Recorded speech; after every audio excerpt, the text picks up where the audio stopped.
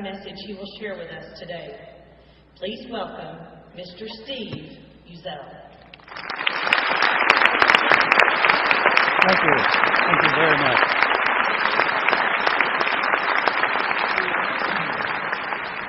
Thank you, Marnie. Thank you, ladies and gentlemen. You know, wherever I go in the world on assignment, even in unbelievably remote places, I know that the odds of me being asked the question go way up every time I encounter another human being. I'll have my tripod set up. I'll be completely surrounded by photographic equipment, and a total stranger will walk right up to me and ask, "What are you doing?" Human curiosity and our basic need to connect are much more powerful impulses than recognition of the obvious. It's true, isn't it?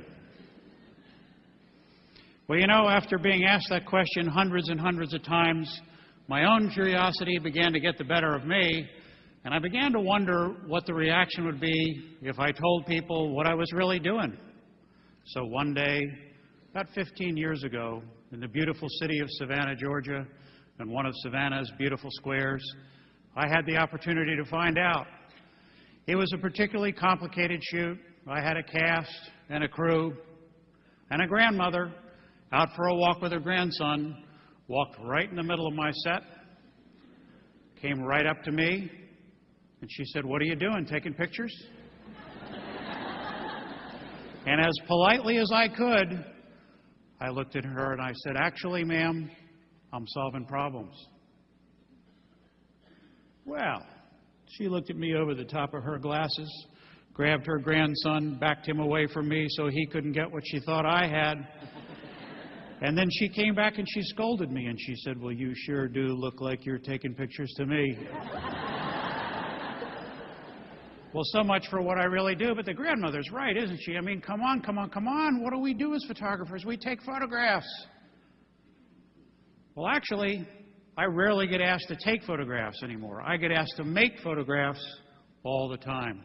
And in order to make photographs, you have to solve problems. And what I'd like to share with you this morning is what the last 35 years of traveling this planet for some incredible clients has taught me about the creative problem-solving process. Well, where do we start? I'd like to start by answering the question all of you have. What does photography have to do with being an educator?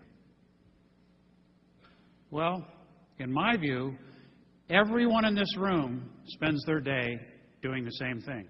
All of us, as adults, spend our day solving problems. Sure, the tools and the vocabulary that you all use are just a little bit different than those that I use, but the principles that guide the continuum of your day are those that guide mine. And at the end of the day, all of us have the same charge. We have to solve whatever problems we're working on, and we have to come back with the goods. The metaphorical goods. Does it matter what those goods are? No. They might be imparting knowledge.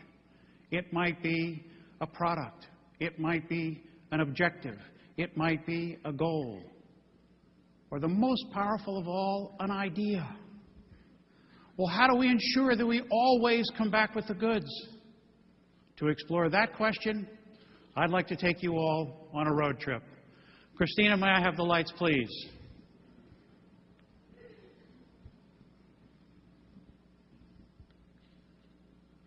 The best place I have ever found to solve a problem, any kind of problem, is on the open road. Now, any of you who've had the opportunity to spend a little bit of time on a road that looks like this, well, you've experienced this amazing mind-opening phenomenon, and you probably wonder right along with me, why does an open road always open your mind? And how does it work? Well, physiologically, I have no idea. But I sure can't tell you what I've witnessed. I've taken hundreds of clients and crew with me on the road over the years, and I've watched the open road work its magic on all of them. Within an hour, our moods have brightened and our troubles have resolved in solution. Why? Why does this always happen? Well, I call it the spirit of the open road. Your senses are filled with new sights and sounds and smells, and your mind is opened by these new experiences. Now, the lure of the open road for me began as a kid on family road trips. I was the one who could sit with my nose just plastered up against the window for hours on end, watching the scenery go by and dreaming. One of the things that I loved the most was that the open road holds this wonderful mystery. You never know what's going to happen next. You never know what the road ahead is going to bring you. And that is a feeling I loved. Now, the spirit...